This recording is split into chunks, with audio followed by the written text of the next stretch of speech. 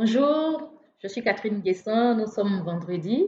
C'est vendredi le jour où je publie des vidéos pour nous encourager en tant que chrétiens dans notre marche, des vidéos pour parler des problèmes que nous avons au niveau de nos églises, des vidéos pour aborder des sujets qui nous permettent de renouveler notre intelligence en Christ, parce que c'est à cela que le Seigneur nous appelle. Il nous demande d'avoir l'intelligence renouvelée. Et pour aujourd'hui, je reçois une amie, une petite sœur, une enfant. Elle s'appelle Annie-Claude. Bonjour Annie. Bonjour. Comment tu vas? Je vais bien. Ah bon, écoutez, vous devez vous demander, mais pourquoi je l'ai invitée? Pourquoi c'est elle que j'ai choisi d'inviter aujourd'hui? Alors, je vais vous raconter l'histoire de notre rencontre. Un jour, je sors de l'église, j'ai pas de voiture, j'ai besoin d'avoir un taxi. C'est pas évident de trouver un taxi parce que c'est l'heure de pointe. On sortait d'une rencontre de prière, je crois. Et puis, j'étais là, je dis, mais tu vois les voitures qui passent, les grosses voitures qui passent, qui passent. Personne n'ose s'arrêter pour dire, bonjour madame, est-ce que je peux vous déposer? Et puis, arrivé à un certain moment, je vois quelqu'un. D'abord, j'étais en train de me plaindre au fond de moi. Je disais au Seigneur, je dis, mais qu'est-ce qui se passe? Il n'y a même pas une personne dans ce lot-là qui va s'arrêter pour me prendre, pour me proposer de me déposer et tout. Et je disais, Seigneur, mais c'est pas bien. Et au même moment, je vois une voiture qui s'arrête. Bonjour, est-ce que je peux vous déposer quelque part? Je dis, bon, oui, mais j'attends un taxi. J'ai déjà appelé le taxi, il n'est pas loin. Elle dit, mais je vous dépose quand même. Et puis, au même moment, mon taxi arrive. Et je dis au taxi, écoute, non, laisse, la dame veut me déposer. Et c'est comme ça qu'elle m'a déposée. Et depuis ce jour, nous avons commencé à parler, discuter. Une amitié dans le Seigneur est née. Nous sommes sœurs en Christ. Et je l'ai invitée aujourd'hui pour parler d'un sujet qui est l'amour fraternel. L'amour fraternel au sein d'une communauté, au sein d'un groupe. Comment vivre ça? Alors dis-moi, Annie, pour toi, c'est quoi l'amour fraternel? Euh, pour moi, l'amour fraternel, c'est de s'aimer déjà comme le Christ nous le demande. Aimez-vous les uns les autres. Par exemple, là, c'est un amour fraternel. Je dis non, je ne peux pas voir ma soeur en train d'attendre un taxi et je ne m'arrête pas pour porter ma soeur. Ça, c'est d'après moi, hein, c'est ce qu'on appelle l'amour fraternel. D'accord. Donc, si je comprends bien, selon toi, l'amour fraternel, ça s'exprime dans ces petites choses-là. C'est poser des gestes, des actes vis-à-vis des uns et des autres. Effectivement. Pour moi, c'est ça, l'amour fraternel. Et même la Bible nous le recommande. Pleurer avec ceux qui pleurent. Par exemple, si j'ai ma soeur qui est dans un malheur, il faut que je pleure avec elle. Peut-être en allant de temps en temps à ses côtés pour pouvoir parler un peu du Seigneur avec elle, essayer de parler des paroles du Seigneur, ce qui pourra réconforter ma soeur. Être dans la joie avec ta soeur ou ton frère au moment de la joie. D'accord, donc si je comprends bien pour toi, ça s'exprime, en tout cas l'amour fraternel dans l'Église doit s'exprimer dans le soutien qu'on apporte aux uns et aux autres. Alors, souvent les gens me posent un problème, ils disent, ah bon, vraiment c'est tellement difficile de vivre l'amour fraternel parce qu'il y a des gens qui abusent. Alors, qu'est-ce que tu peux dire à ce sujet? Quand on dit que les gens abusent, ça veut dire quoi? C'est vrai qu'il y a des gens qui abusent. Par exemple, vous êtes dans une assemblée, il y a un jeune frère qui t'aborde, il te dit, ma soeur. Ça peut être une sœur aussi, hein? Une sœur, par exemple, qui n'a pas de chaussures. Tu vois que la sœur n'est pas, par exemple, bien coiffée, la sœur n'est pas, par exemple, bien vêtue. Et tu te décides un matin, tu te dis, bon Seigneur, tu as dit bébé. Aimez-vous les uns les autres. Tu cours au marché, tu dis, bon, voilà, bon, tu connais déjà bien le style de la sœur. Donc, tu cours, tu cherches un peu ce qui te plaît déjà toi-même. Parce qu'il ne faut pas donner à quelqu'un ce qui ne te plaît pas. Il faut offrir à la personne ce que toi-même tu aimerais qu'on t'offre. Si jamais on t'offre, tu vas dire, ouais. Et toujours ne pas regarder à l'argent. Parce que c'est le Seigneur qui est notre pourvoyeur. Moi, c'est ce que j'ai compris depuis un bon moment. Que c'est le Seigneur qui est notre pourvoyeur. Ne pas regarder à l'argent. Offrir. Il faut toujours offrir. Alors, tu t'en vas, tu offres, la personne est contente et tu lui donnes. Mais où est le problème? Alors, voilà Le le problème, problème. c'est quoi maintenant? C'est qu'après, ça devient comme une prise en charge. Quand D'accord. le frère te voit maintenant, de temps en temps, il t'envoie le message, mais est-ce que tu m'as oublié? Ou la sœur, mais tu m'as oublié ou quoi? Mais attends, finalement, tu te dis que mais on est dans quel monde? Parce que toi-même, tu ouvres ton dossier, mais je pense pas que celui-là va supporter ton dossier.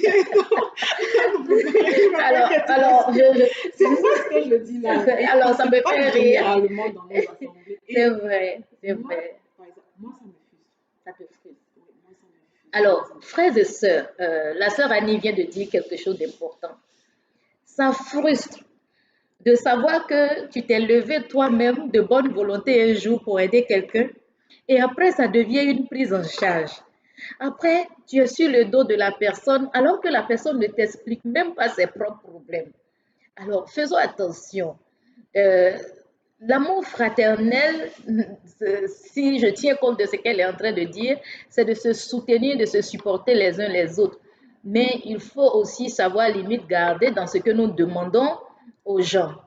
Je sais que souvent, il y a eu un débat un jour, les gens étaient en train de dire qu'il y avait des jeunes qui voulaient se marier, ils n'avaient absolument rien et ils comptaient sur les autres pour organiser un mariage qui dépasse ce qu'eux, ils sont capables d'avoir. Je crois que ça aussi, c'est le genre de choses où il faut faire attention. Il ne faut pas, au nom de l'amour fraternel, venir faire supporter aux gens ce qu'eux-mêmes, ils ne supportent pas. Ce qu'eux-mêmes, ils ne supportent pas. Excuse-moi de te couper la parole, maman Cathy. En plus, dans ce cas aussi, il y a d'autres personnes qui viennent vers toi. Ma soeur, est-ce que tu peux m'aider? Et dès que tu lui dis non, dès qu'elle te voit au prochain culte, elle ne te regarde plus de la même façon quand elle est venue vers toi, te dit ma soeur, est-ce que tu peux m'aider? Ça veut dire que comme tu n'as pas pu aider, ça devient pour elle que non, toi, franchement, c'est bon quoi. Alors moi, à ce sujet, je dis faisons très attention. Il y a du tout à l'église. Comme dans le monde, hein, il y a du tout. Il y a des personnes qui sont venues à l'église, pas pour l'évangile. Elles sont venues à l'église parce qu'elles ont un problème. Quelqu'un qui cherche du travail, on lui a dit, va dans cette communauté. Il y a beaucoup de personnes là-bas qui peuvent t'aider. Il regarde le nombre de voitures qu'il y a dans la communauté. Et puis, il dit, non, si j'arrive là-bas, je vais avoir ce qu'il faut. Il y en a qui vont arriver, ils vont voir, il veut se marier. Il a vu, il y a beaucoup de jeunes filles là-bas. Ah, écoute, si j'arrive là-bas, je vais trouver la jeune fille qu'il faut. Donc, tout le monde ne vient pas pour les mêmes raisons à l'église. Et donc, on ne peut pas jeter le discrédit sur l'église pour dire à l'église, les gens sont comme ça, ils sont comme ci, ils sont comme ça. Je crois pertinemment que si les gens sont des vrais chrétiens qui savent ce que veut dire l'amour fraternel, alors ils sauront respecter la liberté des gens, ils sauront avoir un amour fraternel qui soit conforme à ce que Jésus dit. Et à ce sujet, je vais lire ce que dit la parole de Dieu, que nous trouvons dans l'Évangile selon Jean au chapitre 15, à partir du verset 12. Jésus qui parle, qui dit, voici mon commandement, aimez-vous les uns les autres comme je vous ai aimé. Et il ajoute qu'il n'y a pas de plus grand amour que de donner sa vie pour vos amis. On va plus loin au verset 17, il dit, ce que je vous commande, c'est de vous aimer les uns les autres. Jésus nous donne l'amour du prochain comme un commandement. Ce n'est pas une chose que nous pouvons faire ou ne pas faire. C'est un ordre, c'est un commandement que notre Seigneur nous donne. Nous devons aimer. Mais comme tout amour, comme tout acte que nous posons, nous devons avoir le discernement afin de ne pas faire des choses qui ne sont pas conformes à ce que Dieu veut véritablement. Chers amis, c'était un plaisir pour moi d'avoir Annie-Claude pour parler de ce sujet. Je sais que plusieurs parmi vous en parlent. Ah, il y a des gens qui croient que être frère en Christ, c'est de la prise en charge et tout. Bon, écoutez, utilisez l'expression que vous voulez. Ce n'est pas de la prise en charge, mais Jésus nous commande de nous aimer les uns les autres. Si tu vois ton frère qui a un besoin, alors va l'aider. Tu vois quelqu'un qui marche pour aller à la maison, il est de la communauté. tu sais qu'il est de la communauté, parce que faisons attention aussi, ne prenons pas les bandits au bord des routes. Tu vois que la personne est de la communauté, elle a l'habitude de marcher pour aller chez elle, arrête-toi, prends la personne et c'est l'occasion de fraterniser dans le nom de notre Seigneur. Nous allons terminer cette rencontre, cette discussion par la prière. Voilà, nous allons prier le Seigneur pour des personnes qui ont été blessées par les actions de quelques personnes à l'église, qui ont été frustrées. C'est pour que le Seigneur pense cette blessure et que ces personnes spontanées-là recommencent à aimer, recommencent à aider, parce qu'il y en a beaucoup dans l'église. Nous prions.